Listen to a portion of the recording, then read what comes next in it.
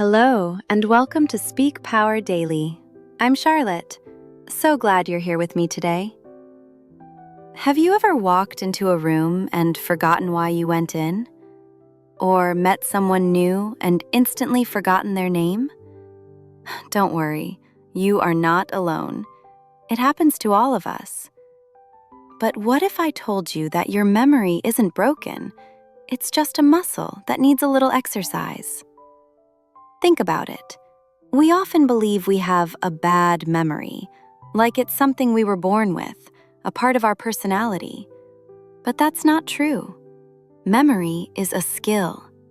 Just like learning to dance, to play guitar, or to speak English, you can train it to become stronger and more reliable. The problem isn't your brain. The problem is that no one taught you how to remember. Today, we're going to change that. We'll talk about simple, powerful ways to make your memory work for you, not against you. And guess what? This is fantastic news for English learners, because a better memory means remembering new words, grammar rules, and phrases much more easily. You'll feel more confident and less frustrated. Isn't that what we all want? It starts with a simple shift. Stop saying, "I have a bad memory." Every time you say that, you're telling your brain to give up. Instead, try saying, "My memory is getting stronger every day." It sounds small, but words have power. They shape what we believe and what we can achieve. So, let's begin our journey. I want you to imagine your mind not as a messy room where things get lost, but as a beautiful, well-organized library.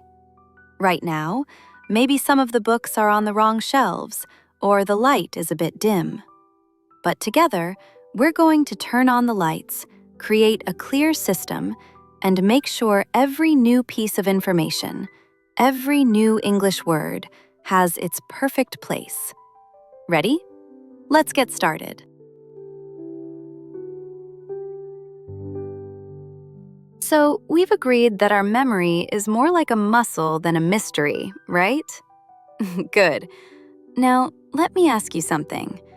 Is it easier to remember a random list of 10 words or to remember a short, funny story? The story, of course. Our brains are not designed to remember isolated facts. They are designed to remember stories, pictures, and connections. This is our first and most important memory superpower, linking. Think of your brain as a giant, sprawling network of roads. A new, lonely piece of information is like a single house built in the middle of nowhere. How do you find it again? It's almost impossible. But if you build roads connecting that new house to places you already know very well, like your home, your favorite cafe, your workplace, then finding it becomes easy. Let's make this practical for your English learning. Imagine you want to remember the word drizzle. It means light rain. Don't just repeat drizzle, drizzle, drizzle. That's like building that lonely house. Instead, connect it. Think of a time you got caught in a light drizzle without an umbrella. Maybe you were walking to the bus stop and your hair got a little wet. Picture it. Feel it. Or connect the sound of the word. Drizzle sounds a bit like sizzle, doesn't it? You could imagine rain sizzling lightly on a hot road. See? You've just built 2 roads to that new word. This is why metaphors and stories are so powerful. They create instant, strong connections. The new idea sticks to an old one. So, the next time you learn a new English word or phrase, pause for just 20 seconds. Ask yourself, what does this remind me of? Can I make a silly picture in my head? Can I link it to a personal memory or a feeling? That small moment of connection is worth more than 10 minutes of mindless repetition. You are teaching your brain where to find that information again. You're not just memorizing, you're weaving new knowledge into the rich tapestry of your mind. Now that we're building strong connections for new words, we face the next challenge, making sure they don't disappear. Because let's be honest, life is busy. You learn a word today, feel great, and then, poof, it's gone by next week. It feels like your memory is a leaky bucket. But what if the leak isn't your fault? What if you're just trying to fill the bucket at the wrong time? This is where a little bit of brain science comes in, and I promise to keep it simple and useful. Our brains learn best through something called spaced repetition. It's a fancy term for a very simple idea: reviewing information at cleverly spaced intervals. Instead of cramming for 1 hour, you study for 10 minutes today, then review for 5 minutes tomorrow, then 2 minutes in 3 days, and so on. Why does this work? Imagine you're walking through a field of tall grass. If you walk the same path once, the grass springs back. But if you walk that path again the next day, and then again a few days later, you start to create a clear, permanent trail. Spaced repetition is like walking that path for your memories. Every review tells your brain, "Hey, this information is important. Keep it." For your English learning, this is a game changer. It means you don't need more time, you just need smarter time. Here's what you can do. When you learn a new word or phrase using those connections we talked about, don't just leave it. Come back to it later that same day. Just a quick glance. Then, test yourself on it tomorrow. If you remember it, wait 2 days before reviewing it again. If it feels easy, wait a week. The goal is to review right before you're about to forget it. This strengthens the memory in the most powerful way. You can use flashcards, physical cards, or an app, and sort them into easy, medium, and hard piles. The hard ones you see every day, the medium every few days, and the easy ones just once a week.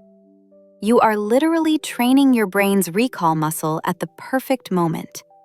It's not magic, but it feels like it. You stop wasting time reviewing what you already know and focus your energy where it's needed most. We've connected new words to old memories, and we've learned to review them at smart intervals. Now, I want to introduce you to one of the oldest and most powerful memory techniques in the world. It sounds a bit magical, and it is. It's called the memory palace. This method has been used for thousands of years, from ancient Greek philosophers to modern memory champions. Don't worry, it's not as complicated as it sounds.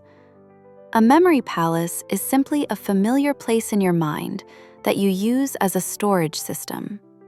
It could be your home, your route to work, or even your favorite cafe. Here's how it works for your English learning. Let's say you need to remember a list of new vocabulary about the kitchen. Whisk, apron, simmer, grate. First, choose your palace. Your actual kitchen is perfect. Now, in your imagination, take a mental walk through it. Start at the door. Picture yourself putting on a giant polka-dotted apron. It's so big, it's funny. Walk to the counter. See a huge, energetic whisk dancing in a bowl by itself. Move to the stove. Imagine a pot simmering, and you can almost hear the gentle bubbling sound. Finally, open a drawer and find a piece of cheese laughing as it's being grated. The sillier and more vivid the image, the better. You are using the powerful spatial memory of a place you know by heart to hang new information onto. The next time you need to recall those words, you simply take that mental walk through your kitchen. The strange images you created will pop into your mind, and with them, the words they represent. You can build many palaces for different topics: a park for nature words, an office for business vocabulary. This technique turns the abstract task of memorization into a concrete, visual adventure. It's not about having a photographic memory.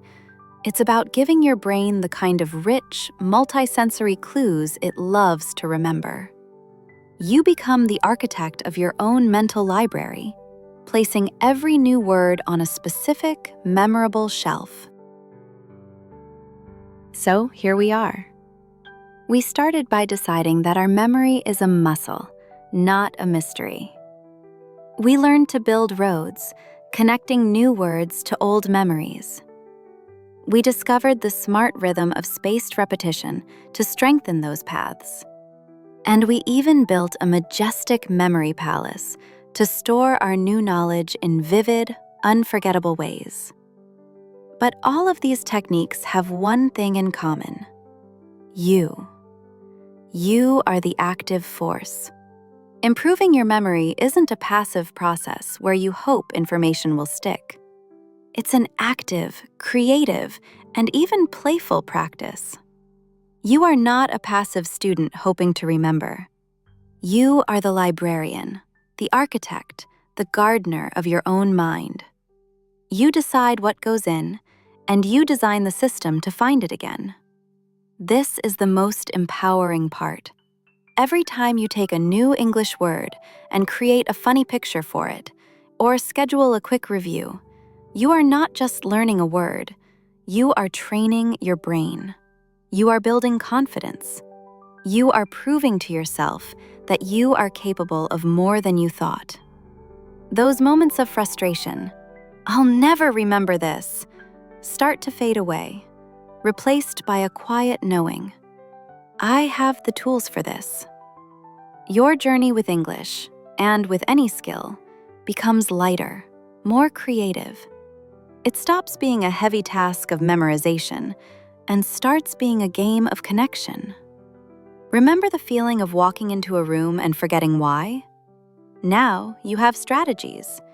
You might pause, retrace your mental steps back to the memory palace of your home, and find the answer you left there. Keep your practice gentle. Start with just 1 or 2 words a day using these methods. Celebrate the small victories. When you recall a word effortlessly in conversation, that's a win. Trust the process. Your memory is getting stronger every single day. You are building not just a vocabulary, but a sharper, more resilient, and more powerful mind. And that is a tool you will use for the rest of your life. Thank you so much for spending this time with me on SpeakPowerDaily. If you enjoyed this episode and found these tips helpful, I'd love for you to share it with a friend who's also on their language learning journey. The best conversations start with sharing. And to go even deeper, subscribe to our channel and hit the bell so you don't miss our next episode. We'll continue to explore simple, powerful tools to unlock your confidence in English and in life. Until then, I'm Charlotte. Remember, you are not just learning a language, you are training your mind. Go build something wonderful with it.